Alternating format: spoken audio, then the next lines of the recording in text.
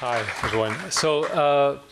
When Berge called me, I really responded to this because I think more than anything, we need dialogue.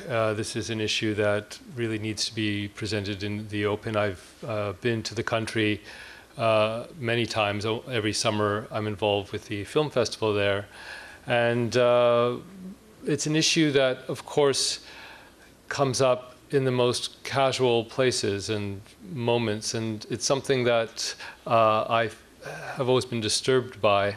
And it led to this short film. Now, this is not a major production. This is a very personal film that I've been working on for a couple of years.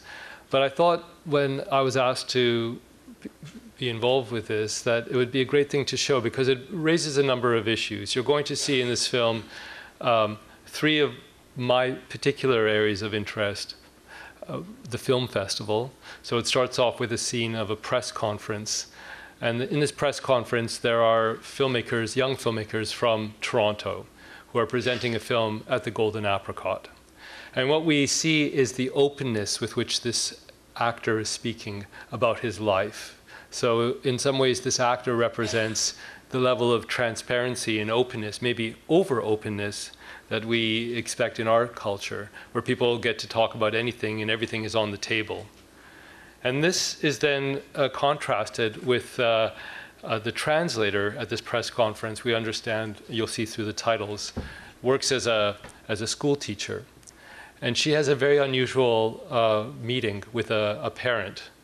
And I won't get into the details of that meeting, but that meeting is at the core of this issue, perhaps, when it deals with ideas of where corruption begins and how casually it can begin and how people can rationalize and justify the most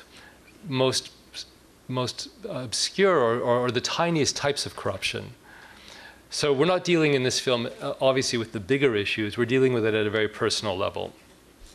And we're also dealing with perhaps the mythology of Hayastan, the mythology of Armenia, and that leads to its title, because it's also looking at what the mythology is as diasporans and as people who aspire to believe in a place because of what is at its core, which is a tradition and a culture we all value very much and want to see preserved. So you'll see these three strands come together in this very, very modest film.